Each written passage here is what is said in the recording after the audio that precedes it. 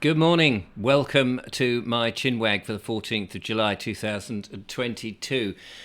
Please excuse any car sounds in the background because the studio here is very warm because of the warm weather. There's only me here. The windows are open, so please excuse all of that. This is about changing one's mind, changing one's perception, having the heart, the intelligence to put one's hands up and say when you are wrong. And I am wrong. I am very wrong. I am more than humble to say when I get things wrong. I said that I would like for the Prime Minister of this country, the next person to change, to take over where we are, somebody who is British and has British heritage and has, great grandparents in here, somebody who understands the nature of this country and will look after it. That, in essence, is still true. I would like that. However, that sort of said to me that I was pushing away anybody who lived overseas, and I said as much in the recent broadcast that I said, because I didn't think that the current mob that we have, who could potentially be Prime Minister, would have those thoughts in their minds, or that they, coming from overseas, I suppose, is that they would have other interests rather than perhaps the British perspective. But I'm wrong, because I've been listening to the Kemi Badenoch prime ministerial pitch, and I was blown away. Now, I think she was born in Britain, so she's a British Nigerian, from what I can understand. Her parents are from Nigerian stock. She lived a lot in Nigeria. I'm just going to check because I've got the Wikipedia page up here in front of me just to make sure that the facts I give you are at least public domain facts. Even if they, may be wrong, it's not my fault. I was very impressed with this young woman, 42-year-old woman, who has been in Parliament. Now, I've seen her every now and again. It's like you're having a cup of coffee, you check your YouTube channel, and I sort of dip into a little bit of political stuff from time to time, a little bit of argy-bargy stuff in Parliament, where somebody pitches something and then somebody responds. And there was a lot of these. Diane Abbott would come up with some ridiculous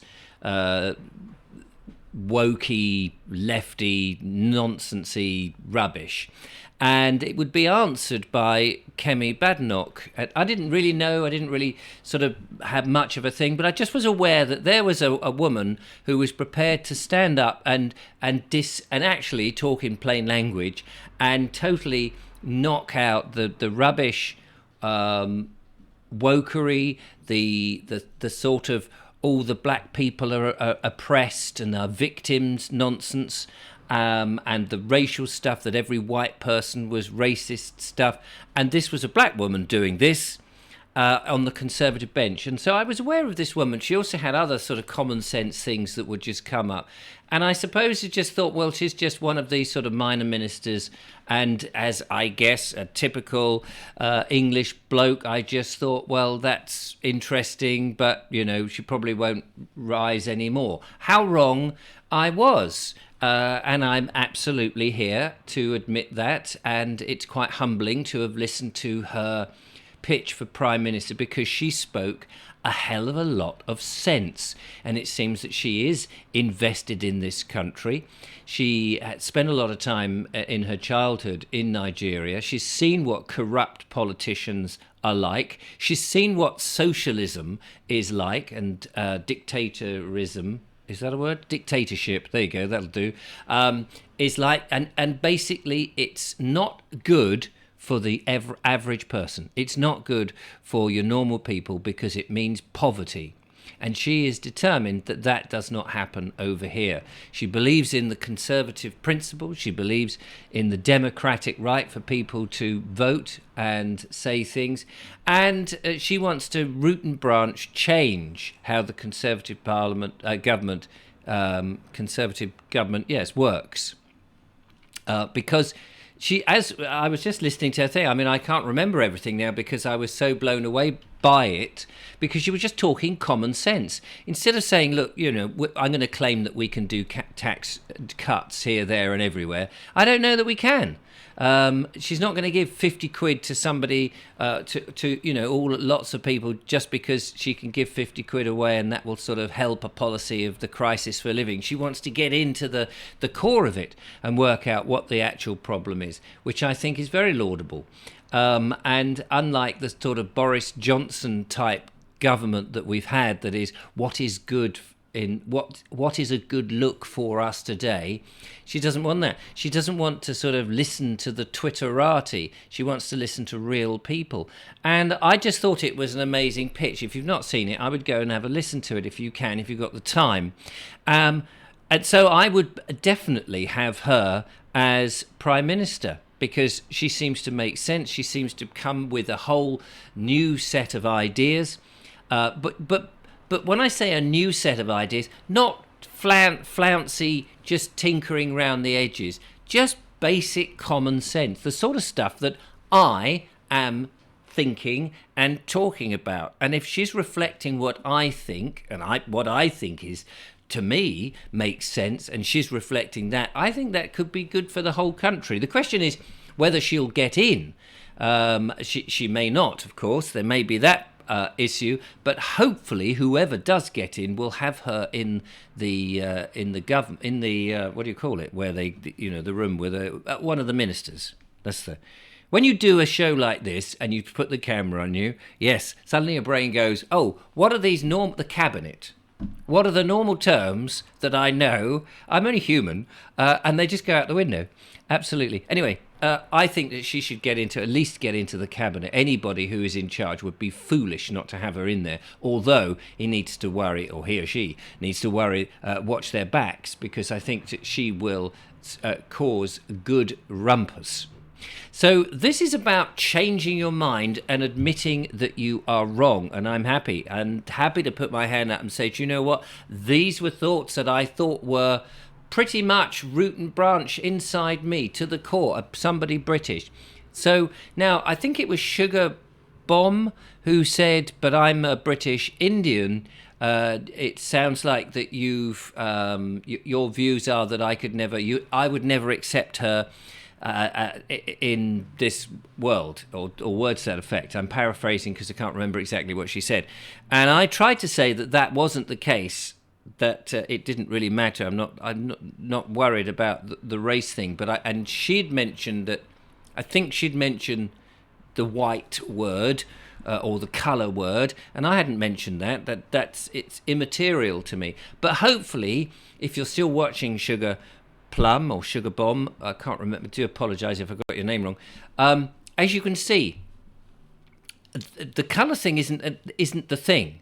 It's, for me, in terms of Kemi Badenoch, it's the policies, it's the attitude, it's the intention, it's whether they are telling the truth, whether I believe them, whether I think that person, doesn't matter what colour or creed, if they have got this country in good stead for them and for me, then I'm well behind them. So that's how I rock, and I think that Kemi Badenoch could well be, if not this time round, then next time round. I hope that she does. I hope that she comes from the left wing, as it were, or from the sidelines, probably a better way of saying it, and just goes up and people actually see what she's talking about and listens to her, and we get somewhere. Now, of course, I may be wrong. I only watched one thing, but I've been aware of her for a while, as I said.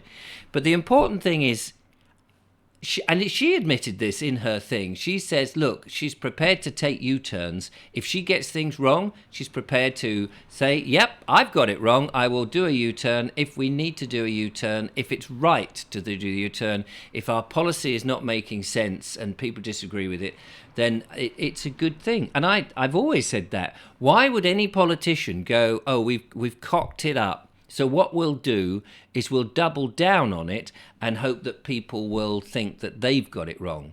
Well, that's a nonsense, isn't it? And I'm the same. If I feel I've got it wrong, and I have very strong opinions on a number of things, but sometimes they can get dislodged, and I can look at it from the other side and go, do you know what? Yes, I'm more than happy to say when I'm wrong. And in that case, I was. Have you been wrong in your life? Have you prepared to admit it? Or do you double down? Be interested to know in your comments. Can you change your mind? Are you able in this world to change your mind? And what do you think the world is like when you change your mind? Do you feel that people around you are influencing how you think? And we've mentioned this before. And are you able to stand up and say, do you know what? I did think the way you thought, but actually I've changed my mind.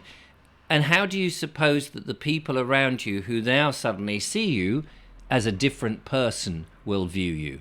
How do you feel when you say, do you know what, I've changed my mind? It's liberating to change your mind, and it's humbling also, and I think that is a good quality.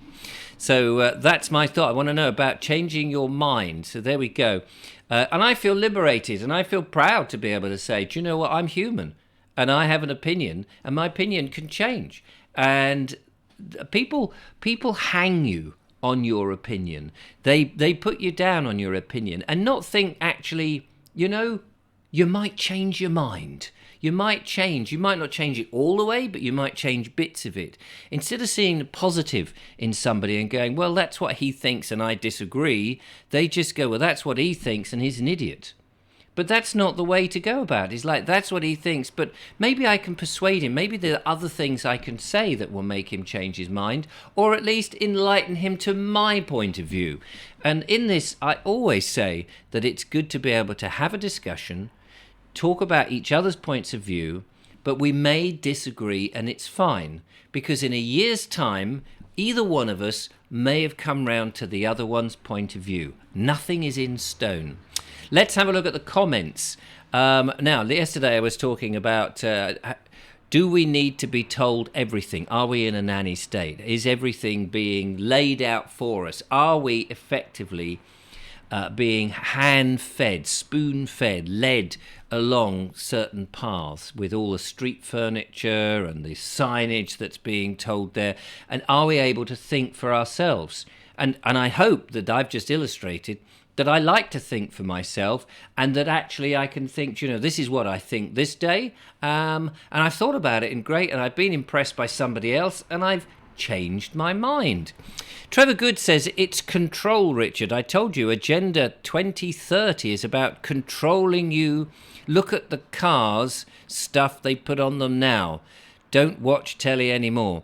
Yeah, I guess there might be a bit of control, but is it a big conspiracy theory that there is this disembodied bunch of people who are somehow influencing this, or is it just more of a mood that's got out of control, that we feel this is the way that we have to do stuff? That's what I'd be interested. Sorry about the noise of the traffic. As I said, as I got the window open, and there's a lot of stuff going outside the front of my house. Alan Evans says the BBC has become a propaganda machine, not what we want from the licence fee, and I would agree with that. I think that they are extremely one way, and they're not open-minded. They do seem to be incredibly biased and over to the left, and I no longer have a BBC licence anymore. I don't watch the television, so I rarely see stuff unless I'm looking for it online. David Vad says, also the red and green figures for pedestrians, which persuade the general populace to conform to not cross the road, whether or not there is no traffic at that junction. So maybe I can cross instead of waiting for the green man at a pelican. Well, you often see this, don't you? You often see people, I mean, I can understand if you're blind, you're waiting for the beeps. But often you see people and they wait and it's completely clear. And I just feel, look, there's nothing there. You can go across. Use your common sense. We should be autonomous creatures. We should be able to think for ourselves. Yes, it's helpful, of course, to have guidance. But too much, I think, makes us reliant on them, whoever them is, rather than for ourselves. And I think it's very important that we continue to be reliant on ourselves and use all our senses and keep them alive and work them rather than lose them. Wendy says, I believe that the street furniture was removed as an experiment in Sweden. And I think you're right, actually. That does ring a bell now. I think that's where I saw it. I don't know how long ago or when it was. But I think it made people more cautious because they had to think when they approached a junction when there was no stop signs and no white lines and nothing. And they're going, is it safe? Can I go? And they weren't just assuming that the outside influence has made it all safe for them. So I think that's a good thing. Anthony Conti says, I once burned my tongue precisely on an apple pie at the outlet that he bought it from. Regarding the train and find a seat and sit down, I suppose for safety and comfort it is desirable that passengers not wander and block other passengers and take a seat as quickly as possible. Yes, I guess, but common sense would say that, would it not? I mean, most people, you don't need to tell them to sit down. I think most people, when they've fought to get onto a train and they've been waiting, and perhaps there haven't been enough seats at the platform, and they're trying to go somewhere, probably do want to just sit down and not wander about. And those people that will wander about and block it for other passengers, are they going to read the sign and go, oh, please sit, oh, right, okay, yeah, no, because I was going to wander around and block it for everybody. Those people who are going to just go and block and wander around, they're going to do that anyway, aren't they? They're not going to see a sign and go, oh, do you know what? It's like you may as well put up signs that says, please do not kill the person next to you, or don't murder your mother-in-law, or don't tell a bad joke about the person opposite you, or don't take the mickey, or all of this stuff, because as if anybody's actually going to take, and the blind better note, if you're a murderer and you see a sign, you're off ready with your Kalashnikov, or whatever it is, and you're going to go to a school, and you're going to shoot half a dozen school kids, which terrible things do happen, as we know, and recent events has just shown that. If you'd seen a sign on the way, you go, please don't commit mass murder. Oh, yeah, no, yeah, okay, I won't then. I don't think the people who give a damn are going to read an inane message like that and actually think, oh yeah, no, I'll put my gun away then today. Phew, it's a good job I saw that sign, otherwise I would have shot a whole load of people and then possibly have been shot myself. Phew, that was a lucky escape. Thank you, Lord of the writing of signs. Yeah, no, so I don't really agree with that. Final one then. Lisa May, or Lisa M.A., says, totally agree with you, Richard, especially disheartened when I hear parents swearing in front of their young children. My brother does this around his young son and his wife too, and my brother wasn't brought up that way by our parents. I guess it's who you hang around with that influences personal standards and not upbringing anymore. I dislike swearing and untidiness. Unfortunately, I don't see standards or morals improving anytime soon. The media doesn't promote it, and what people watch is what they become. That's a very interesting thing. Very often you see these things that a television program, you know, will do something, and you'll think, oh, that doesn't really promote things in a very good light. You're showing people swearing. You're showing people's very base and bad, and then it'll say, but is that art imitating life or life imitating art? And I often think, well, surely the art should give us aspiration, should show us an ideal of how we should perform. You know, if I come on here and dress oh look, hang on, I just noticed, which one is it? I'm looking in the monitor and I can't see. There we are. Even my shirt collar up. It's very difficult to do that when you're looking in a camera. I have to do it both ways. There we go.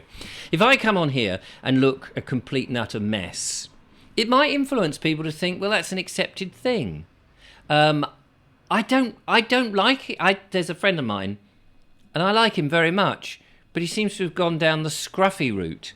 And I just think that's a shame, because surely and it's the same with YouTube videos. When I see people and their videos are just, well, we're just doing a reflection of our lives, and you think, but could we not just? And again, I may change my mind on this. You know, these are my thoughts now, but surely it should be aspirational. We're trying to, if you're doing something, it's in the public domain, why not add that element that just improves things by not swearing, by being a bit smarter, by having your video a little bit more on the positive side rather than just on the negative side of things.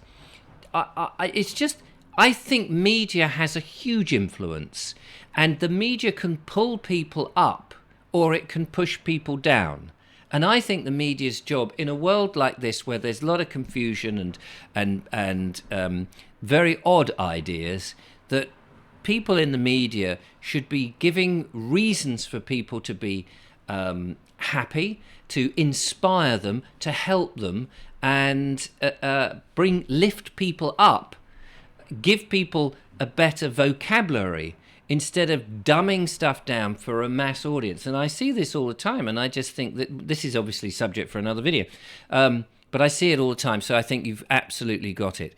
Thank you to people like you, Liz. I said Lisa, sorry, it's Liz, L-I-S, so I'm not sure if you're male or female. Thank you to people like you and Julia, who dress well and speak and fly the standards and manners flag. The standards and manners flag. Yes, there we go. So thank you very much, Liz. One tries. I'm just an ordinary bloke. I do my best, and I try, if I can, to lift people up. And that's where we should go. And also be prepared to change your mind. Give us your thoughts. Have you changed your mind on certain things? Have you looked at something? Have you felt empowered to change it? Or have you felt that it's very difficult to voice your opinion? Be very interested in your comments on that. Do put them in below. Thanks for watching. Till next time. Bye-bye.